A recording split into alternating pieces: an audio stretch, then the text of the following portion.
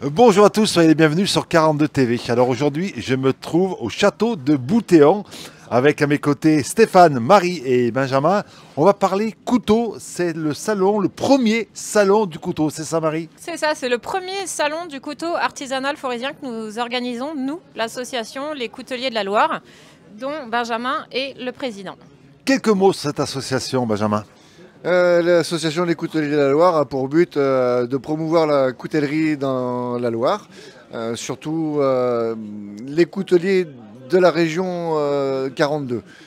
On a à peu près une vingtaine de couteliers sur le secteur, donc on essaie de fédérer tout le monde pour nous rejoindre dans l'association, promouvoir la coutellerie, la faire découvrir, la faire vivre autant qu'on peut.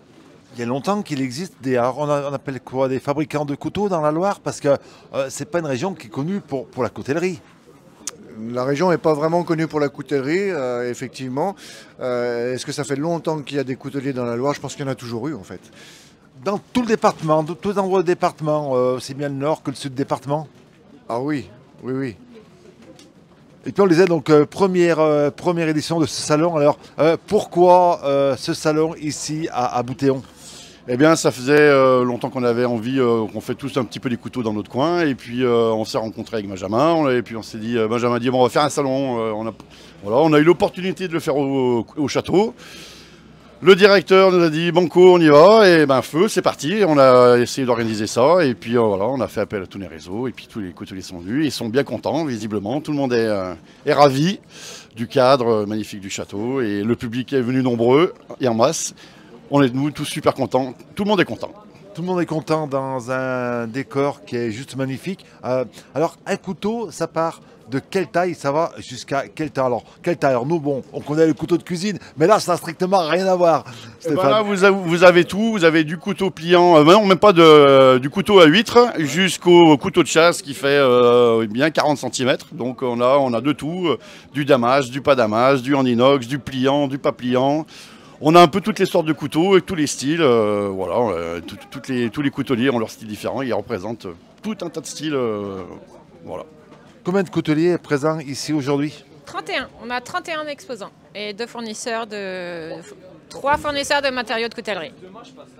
Il y a le couteau le plus prisé, ça serait lequel? Le couteau qu'on vous demande le plus. Est-ce qu'il y a un couteau type qu'on doit avoir chez soi, l'incontournable, on va dire?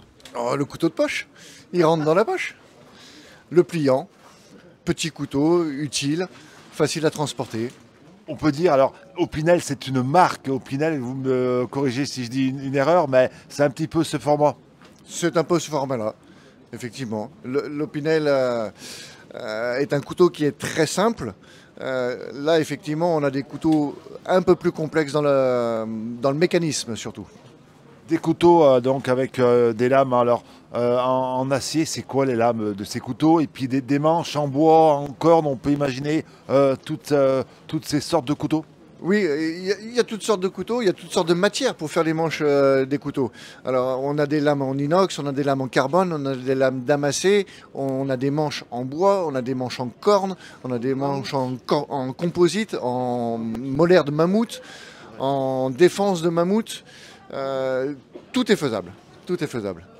Et on le voit Marie, vu le monde qu'il y a derrière nous, il y a vraiment des amateurs de couteaux. Ah oui, on a vraiment des amateurs de couteaux.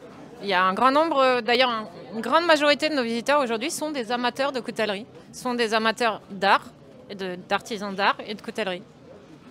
Un couteau, c'est de l'art et c'est ce que vous nous dites en gros. Bien sûr, un couteau c'est de l'art, c'est des heures, c'est du travail, c'est du cœur et c'est aussi l'âme, quelque part, de la personne qui le construit. Un couteau, ça s'offre de père en fils, ça peut être un cadeau qu'on garde toute sa vie. Le couteau que le grand-père va offrir au petit-fils, il va le garder toute sa vie. C'est plus qu'un objet, qu'un objet de tous les jours. C'est vraiment comme quelque part peut-être un bijou, c'est un petit peu la même chose. C'est un objet de transmission surtout, exactement. Ouais. Allez, votre couteau, vous, si vous avez un couteau, votre couteau favori, le couteau que vous avez dans votre poche tous les jours, votre couteau fétiche, ça serait quoi? Pareil, un pliant pratique, toujours là pour nous sauver la mise. Couper le bout de pain, couper le bout de sauce, couper le bout de plastique qui nous embête pour ouvrir le carton, ça sert à tout. Voilà, et on peut le faire avec style en ayant un joli couteau. Encore plus quand on l'a fabriqué nous-mêmes, c'est encore mieux. Et vous, votre couteau? Moi, j'aurais les deux couteaux. C'est les deux couteaux de mes co-organisateurs que je trouve vraiment superbes et qui restent avec moi tous les jours. Et vous, votre couteau qui est tout le temps dans votre poche, dont vous ne séparez jamais, ce serait lequel? Ben, toujours mon couteau à moi. Un de mes premiers couteaux que j'ai fabriqué. Un petit, un grand, quelle matière? Il est là dans ma poche. Petit couteau en lame damassée, à peu près 21 cm de longueur pour à peu près 11 cm de lame. Et des couteaux, c'est vrai qu'on utilise à la ville, à la campagne, pour les ramasseurs de champignons. Moi, j'ai l'image d'un couteau avec une petite balayette. Oui, c'est vrai, mais ça existe aussi. Nous, on n'en fait pas. On n'en fait pas. Mais oui, bon, après, pour ramasser les champignons, n'importe quel couteau fait l'affaire. Ouais. Hein. Mais oui, avec la petite balayette, c'est sympa, on enlève la terre, on laisse ça vite que ça craque sous la dent après le soir. Mais oui, tout sorte de couteau peut faire pour ramasser un champignon, ça n'y a pas de problème. Et comme je l'ai dit encore, on peut ramasser les champignons avec classe, avec un beau couteau damassé par exemple. Ça peut être... Merci beaucoup, en tous les cas, une belle beau premier salon. On pense pas à l'année prochaine, c'est trop tôt pour penser à une édition numéro 2. Ah non, on pense déjà l'année prochaine en fait, et justement à tous les autres événements qu'on va pouvoir aussi organiser pour faire rayonner les couteliers et la coutellerie dans la Loire. Allez, les prochains événements sur la Loire, c'est quand, c'est où? Ah, c'est des surprises. Surprise. On peut vous suivre, vous avez une page Facebook, les réseaux, un site où on peut retrouver tous ces événements. Exactement, vous allez tout retrouver sur la page Les Couteliers de la Loire sur Facebook notamment, bientôt sur Instagram, mais en tout cas aujourd'hui sur Facebook. Et ça s'affiche dessous. Merci beaucoup à tous les trois. Merci à Et vous puis d'être bon venus. salon, merci. Avec grand plaisir. Merci. Au revoir. Dario, quelques mots sur ces couteaux. Voilà, bon, ça c'est un peu des couteaux, genre couteaux bijoux, c'est un peu notre style. Hein. C'est pas trop les couteaux pour aller dans la forêt, mais c'est plutôt des beaux couteaux pour manger.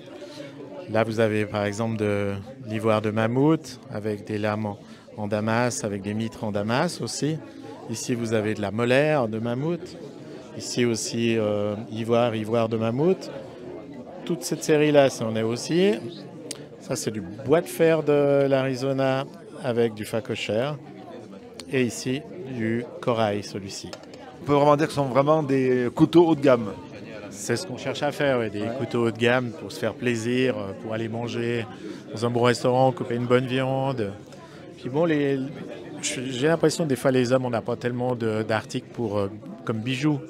On n'a pas grand-chose. On le disait tout à l'heure en interview qu'un couteau, c'est comme un bijou qu'on peut transmettre de père à fils, à petit-fils. Ah, exactement, d'ailleurs, c'est ce que nous, on a fait sur notre propre certificat. Si je vous montre. On fait un certificat pour un couteau, vous voyez, il est la propriété d'eux, mais après il a été transmis à peut-être ses enfants ou à quelqu'un, on peut le transmettre après. Fait qu'il continue sa petite histoire en fait, ce couteau. Voilà donc un couteau qui se transmet de génération en génération. Vous venez de Suisse. Voilà, exactement, de Genève. En Suisse, on fait des magnifiques montres et puis on fait des magnifiques couteaux et vous en êtes un exemple. Oui, exactement. Mais vous savez, en fait, on vient de Genève, mais on est presque plus souvent à Thiers qu'à Genève. Donc pratiquement tous nos matériaux, on les achète sur Thiers. Et du coup, on a beaucoup d'amis, d'autres couteliers sur Thiers. On a beaucoup d'échanges avec eux, quoi. Du coup, c'est pas tellement des matières qui proviennent de Suisse en tout cas. Mais en tous les cas, la fabrication, le savoir-faire, il vient de chez vous, de Suisse, en tous les cas, pour ces couteaux haut de gamme. Oui, c'est vrai, bon, on a un petit peu quand même cette réputation en Suisse d'être assez méticuleux dans le travail, je pense. Hein, mais bon, après, les beaux couteliers français aussi ils font des très très belles choses. On a des amis à Thiers qui font des choses absolument magnifiques. Hein.